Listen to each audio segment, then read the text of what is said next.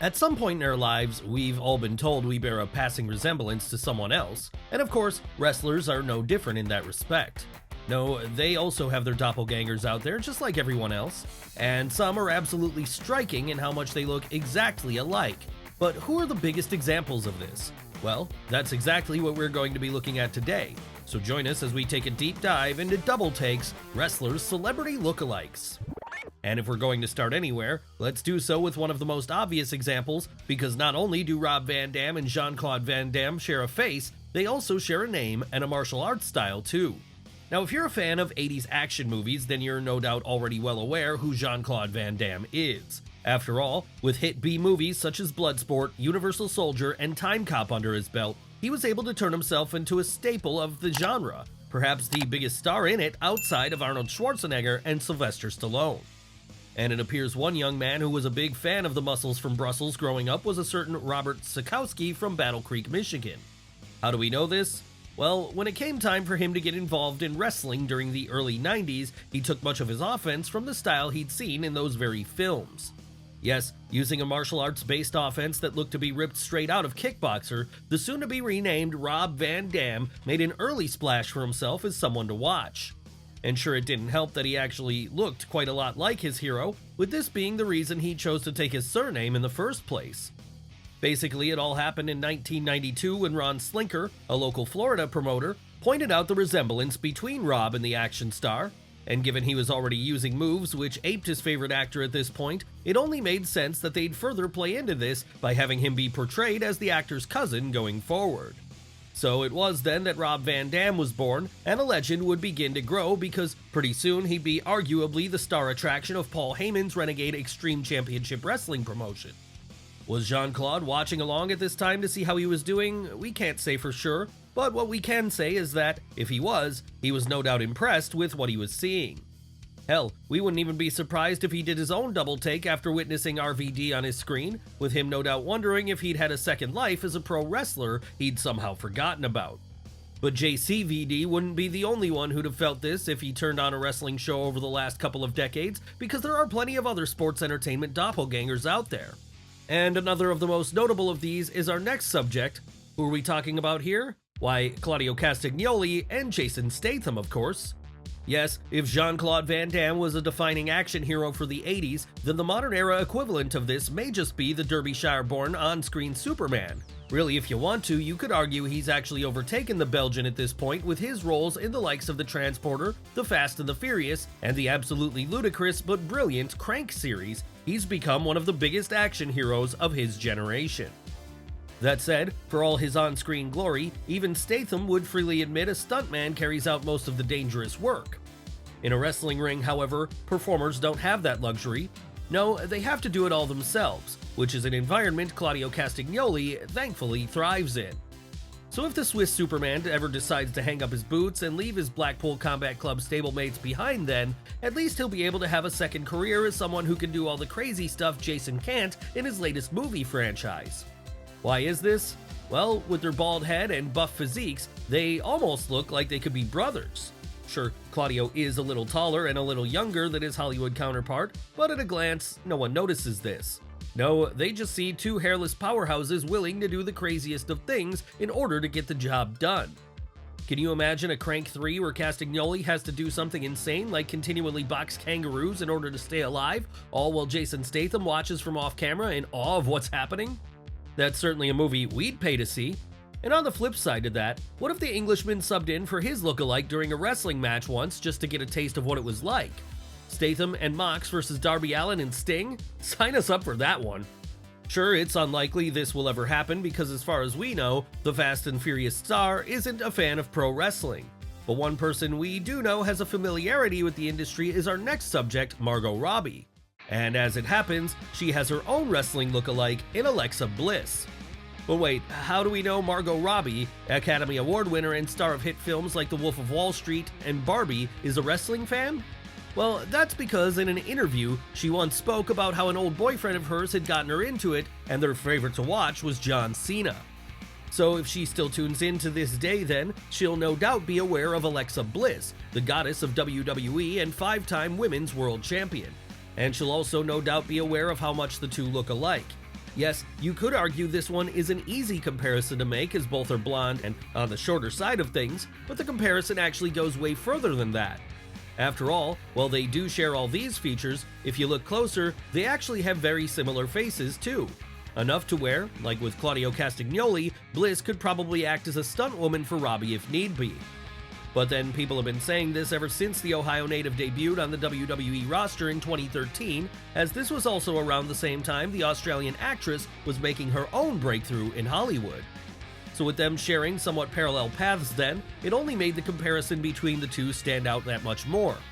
And this has led to them continuing to be intertwined in the minds of many wrestling fans today.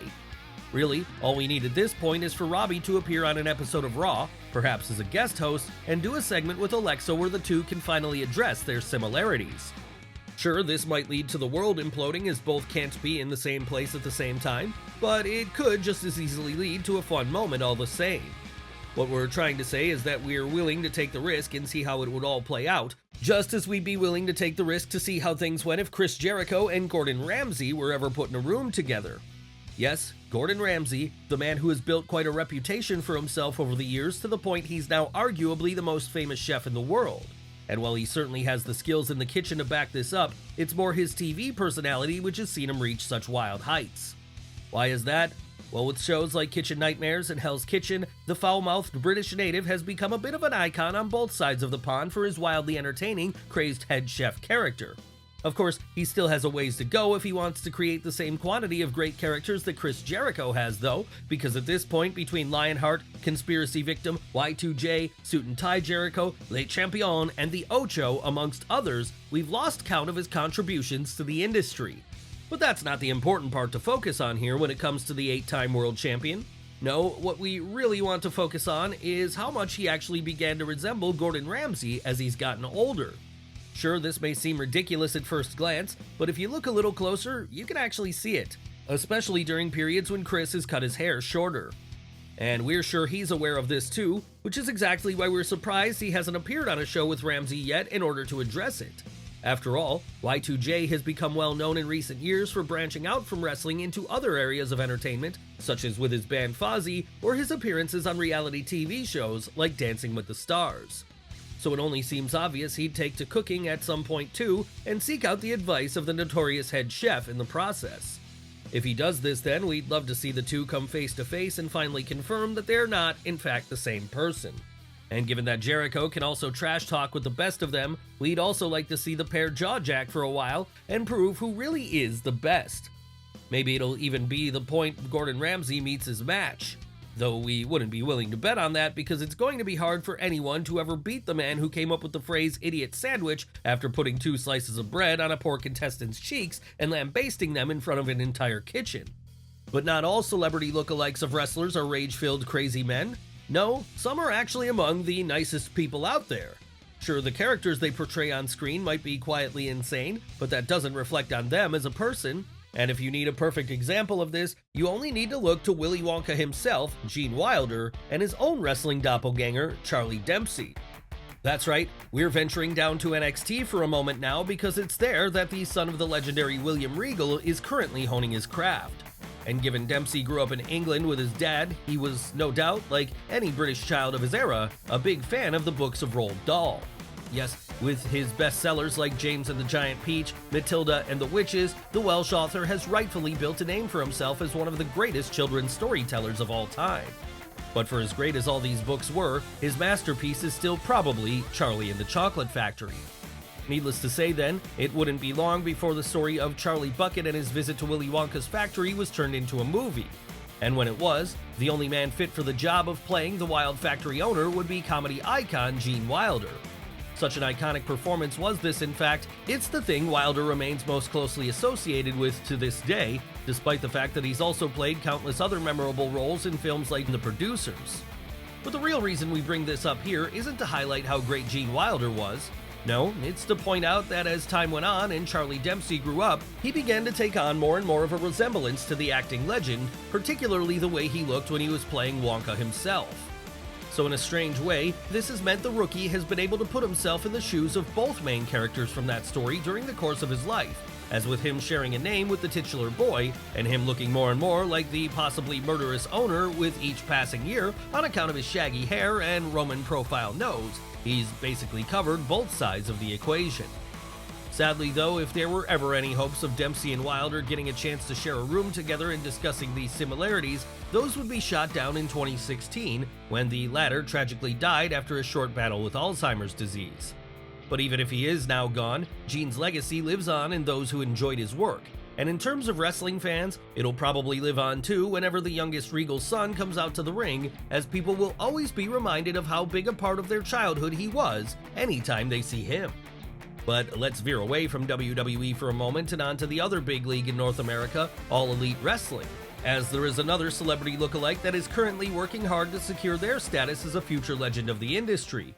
Of course, for as much of a badass as Toni Storm is though, it certainly helps her case that she has the looks of Marilyn Monroe on her side.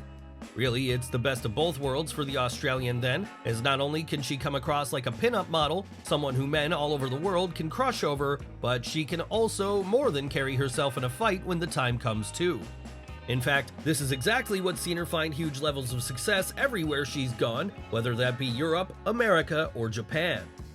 Hell, in the latter alone, she's a one-time red belt champion in Stardom, possibly the most prestigious women's title in the world, and when she hasn't been doing this, she's also been turning her attention back out west to become not only a one-time WWE UK Women's Champion, but also a two-time AEW Women's Champion as well. So needless to say, no one is going to doubt Toni's credentials as a performer at this point. But that doesn't mean they're going to stop finding her attractive, which is exactly the same situation Marilyn Monroe often found herself in back in her heyday too as it happened. Why was this? Well, while she was often seen as the ultimate blonde bombshell of her time, what she really wanted to be seen as was a serious actress, and this was exactly why she fought so hard to gain such a status through her performances in classics such as Some Like It Hot. Unfortunately for her though, this tug of war ended up spreading Monroe so thin that it worsened her existing mental health issues to a point she'd allegedly commit suicide at just 36 years old. But even if she did go younger than she should have, her legacy lives on to this day, particularly in the wrestling world, as with her similar platinum blonde hair and hourglass physique, Toni Storm is basically serving as her modern-day in-ring equivalent. And this is reflected in the Australian's current character too, because she's begun taking on something of a new faded film starlet role who's worried her time in the spotlight is over. Obviously then, this seems purposefully designed to reflect the latter days of Marilyn Monroe, just as our next in-ring character, at least during her early days, was seemingly designed to reflect her celebrity doppelganger. Who are we talking about this time? Why, Trish Stratus and Pamela Anderson, of course. That's right, if Marilyn Monroe was the ultimate pinup of the 60s, then in the 90s, that role was being filled by Baywatch star Pamela Anderson instead. Seriously, so much notoriety did the Canadian actress gain from her part on the show, as well as her good looks, that at one point, she was probably the most recognizable woman on the planet. So when a few years later WWF found their very own Canadian blonde bombshell, they realized that there was the potential to make a lot of money, as once Trish Stratus burst onto the scene, the comparisons were quickly made between her and Anderson over on the Baywatch beach. But then it should have been obvious that this was going to be the case, as both had similar facial features and a near identical body type. But this wouldn't be where the similarities ended between the two though, because like with Marilyn Monroe before then, both Trish and Pamela wanted to be seen as more than just eye candy. And that was why, as time went on and the latter branched out into different areas of acting, and the former did the same in the ring when she started training hard to be a great wrestler above all else. How did this work out? Well, great as it happens, as Trish would eventually develop into arguably the best North American women's wrestler of her era. So really, the message to be taken from this then is while it certainly pays to be pretty, it also pays to be serious about what you do. And this is a sentiment also shared by our next subject, Roman Reigns, and his own celebrity doppelganger, Jason Momoa. Of course, if you're a fan of modern-day blockbusters, then Jason Momoa is someone you should also be familiar with already, as with his work on the likes of Aquaman, Dune, and the most recent Fast and Furious movie, he's quickly become something of a household name. But it's not just his acting ability which has gained him this accolade, as, with his striking good looks, he's also a bit of a heartthrob for women everywhere. And you could argue the same thing is also partially responsible for the rise of Roman Reigns over in WWE too, as he also shares a similar physical appearance which drives many fans crazy. Maybe it's the long dark hair and the beard combo, maybe it's the island genetics. Either way, both the Hawaiian Hollywood star and the Samoan reigning undisputed WWE Universal Champion have their share of fans. But then they'd likely each have their fans even if they didn't look the way they did, as their talent has been able to shine through regardless, talent which has seen each reach the top of their respective fields. That said, if Momoa doesn't watch out, he may not be at the top of Hollywood for long, because if rumors are to be believed, Roman has his eye on entering that world too. Hell, he's already started dipping his toe in the water with an appearance in the Dwayne Johnson vehicle Hobbs & Shaw in 2019, and with him at this point pretty much having achieved everything possible to achieve in the ring, it seems like the best thing for him to do now would be to branch out and start an all-new empire for himself. But then maybe it won't come to that. Maybe Jason Momoa will find himself in a wrestling ring instead, and we'll see the two clash there instead. Of course, we won't hold our breath for this happening though, just as we won't hold our breath for our next subject, Mark Wahlberg, following his own wrestling doppelganger, John Cena, into the squared circle and challenging for a world championship. Not that Wahlberg needs to do this anyway. No, he's already well set up as one of the most reliable actors of his time. Need any evidence of his success on the big screen? Just look at his work in the likes of Boogie Nights, The Fighter, and The Departed, the latter of which even saw him gain an Academy Award nomination. And as if that wasn't enough, if for whatever reason his acting work ever dries up, he's set himself up as a highly in-demand producer too, with his most notable success in this field coming in the form of the long-running hit TV show Entourage. But for as successful as Marky Mark has been in the years since he decided to leave the Funky Bunch behind, he might not be at the top of the mountain for long. Because following a lengthy run as the ace of WWE and top star in all of pro wrestling, 16-time world champion John Cena decided to follow in the footsteps of the likes of The Rock and Dave Bautista and head over into the world of acting himself. And while he may have had a shaky start doing so initially, over time, the West Newbury native has carved out a nice niche for himself as an incredibly charming muscle man who isn't afraid to make fun of himself on screen. Hell, just look at his work in the likes of James Gunn's The Suicide Squad or the Fast and the Furious franchise, and you'll see him do so with ease. Yes, it helps he has the chiseled looks of an action hero movie star, just like Mark Wahlberg does too. In fact, if you squint, you could actually be looking at the same person when you compare each, as they do share an undeniable physical similarity, what with their identical jawlines and sibling-like facial features. Honestly, with both being sons of New England, we wouldn't be surprised to see them play brothers in a movie at some point in the future. Just let's not make them wrestlers in that movie, as the last thing we need to see is Wahlberg getting hurt trying to perform an attitude adjustment.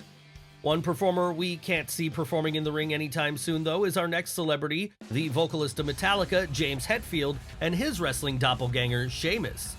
Yes, this one may be the most uncanny of them all, as with the pair at times looking like they could be twin brothers, it's almost impossible to tell them apart from certain angles. That's right, with their trademark red hair and handlebar mustaches, both Sheamus and Hetfield are a pair we'd love to see photographed together, for if nothing else, to put our minds at ease that they're not the same person. But then again, that could be said for any of the entries in today's video, as sometimes wrestlers and their celebrity doppelgangers can look so alike, we could swear they were related.